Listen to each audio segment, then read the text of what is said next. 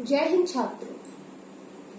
आज हम हिंदी काव्य खंड में आपके लिए तुलसीदास जी कृत पद्यांश पढ़ाएंगे। पिछली वीडियो में भी आपके लिए धनुष भंग का एक पद्यांश पूरा कराया गया था। उस एक पद्यांश में ऐसा नहीं, वो एक ही था, उसमें एक दोहा था और दो चौपाई थी। वो व्याख्या भी इसी तरीके से थी कि पहले दोहा दिया था यहाँ से यहाँ तक और फिर व्याख्या दी थी। और मैंने बताया था कि ये व्याख्या तीनों जगह से कहीं से भी आ सकती है। ऐसे ही इस पद्यांश में भी ये व्याख्या या तो यहाँ से दोहा यहाँ से लेके यहाँ तक आएगा, या फिर यहाँ से लेके यहाँ तक आएगा, या यहाँ से लेके यहाँ तक आएगा। तो आपके लिए ये सबसे पहले दोहे को समझना है।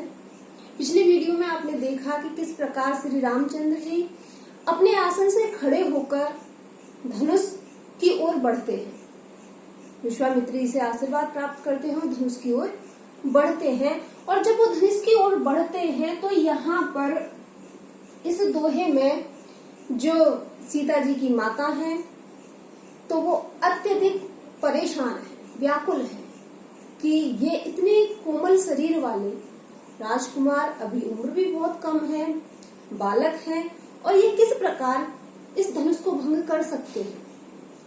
तो उनकी व्याकुलता का ही वर्णन इस पद्यांश में किया गया है। दोहे को देखें, अगर क्लास चलती तो आपको दोहा गाकर सुनाते, चौपाई गाकर सुनाते और आगे जो सवैया है वो भी गाकर सुनाते, तो आप भली प्रकार समझ जाते कि कौन से में दोहा है। जैसे अलंकार पूछा जाता है कि ये जैसे छंद पूछा जाता है कि ये कौन सा छंद है, दोहा छंद है या चौपाई छंद है, तो आप उसे लय के माध्यम से भी पहचान कर सकते थे। तो आज हम सबसे पहले दोहे को देखते हैं।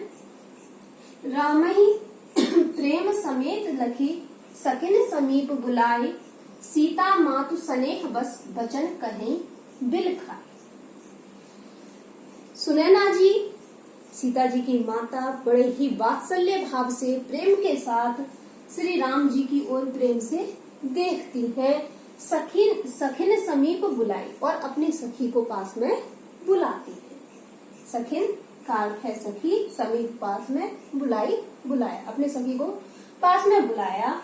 सीता मातु स्नेह बस बचन कहें बिल खाई, और सीता जी की माता बिल खाई व्याकुल होकर वियोग के साथ, सीता जी की माता, सीता मातु स्नेह स्नेह के साथ, स्नेह बस वात्सल्य भाव से, और वात्सल्य भाव से परिपूर्ण होकर वो अपनी सखी को अपने पास बुलाती हैं। और सीता जी की माता स्नेह के साथ व्याकुल होती है, अंदर से उन्हें दुख भी है, पीड़ा भी है, लेकिन श्री रामचंद्र जी को बड़े ही प्रेम भाव से देख रही हैं, वात्सल्य भाव से देख रही हैं। मन ही मन वो भी चाहती हैं कि सीता का विवाह इसी राजकुंवर से हो, लेकिन वो व्याकुल हैं, पीड़ित हैं।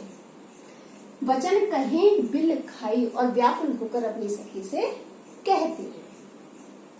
आगे के पद्यांश की ओर बढ़ते हैं। ये चौपाई है। सखी सब कौतुक देख निहारे, जेहु कहावत हितु हमारे।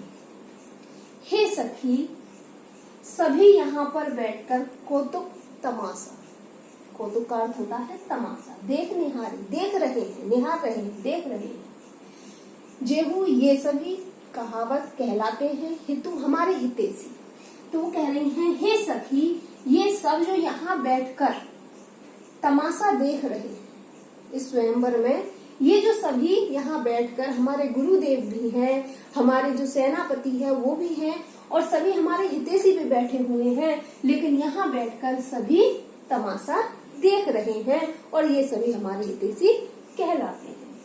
को न बुझाई करहु कहे गुरु पाही, ए बालक असे हट भल नाही। कोई भी बुझाई समझाकर कहे, कहता गुरु पाही यानी विश्वामित्र को, कोई भी गुरु विश्वामित्र को समझाकर ये नहीं कहता, ए बालक असे हट भल नाही, इस बालक को ऐसा हट करना शोभा नहीं दे रहा। ए बालक, वो सोच रही है, ये भी राजकुमार है, उम्र में कम है, कोमल शरीर है, तो इस बालक को, इस कोमल बालक को ऐसा हट करना शोभा नहीं देता। लेकिन फिर भी विश्वामित्र ने इसे आज्ञा कैसे दे दी। रावण बाण छुआ नहीं चापा, हारे सकल भूप करे दापा। रावण बाण, बाण का अर्थ है यहाँ पर बाणासुर जो राक्षस था। छुआ नहीं चापा, चापा धनुष। हारे सकल, सभी यानी कि पूरे संसार, सकल संसार, भूप राजा, करे दापा, दापा का अर्थ होता है अब अहंकार या घमंड।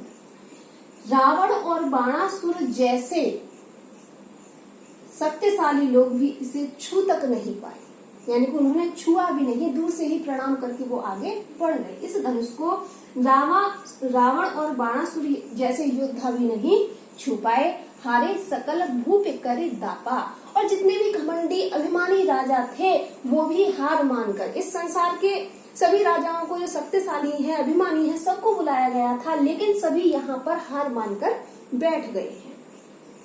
सो धनु राज कुंवर कर देही, बाल मराल की मंदर लेही।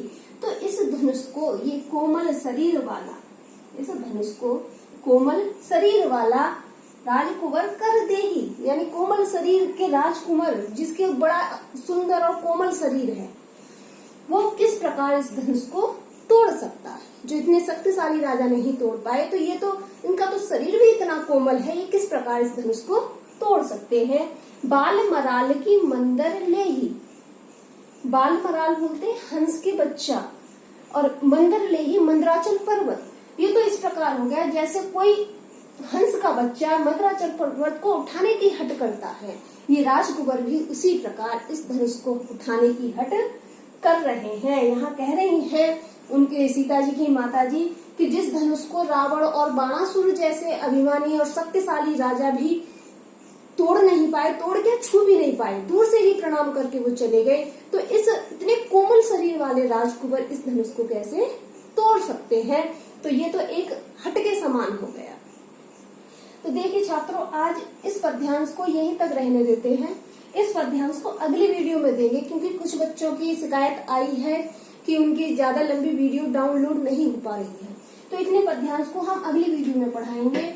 इसमें छंद दोहा है और इस वाले में चौपाई है, और रस यहाँ वात्सल्य आएगा, क्योंकि सीता जी की माता श्री रामचंद्र जी को बड़े ही प्रेम भाव से देख रही है। वात्सल्य भाव उनके अंदर है, वो चाहती है कि सीता का विवाह इसी राजकुंवर से हो, लेकिन वो अंदर से डर रही है कि इनका शरीर तो अत्यधिक कोमल है, ये किस प्रकार धनुष को तोड़ सकते हैं।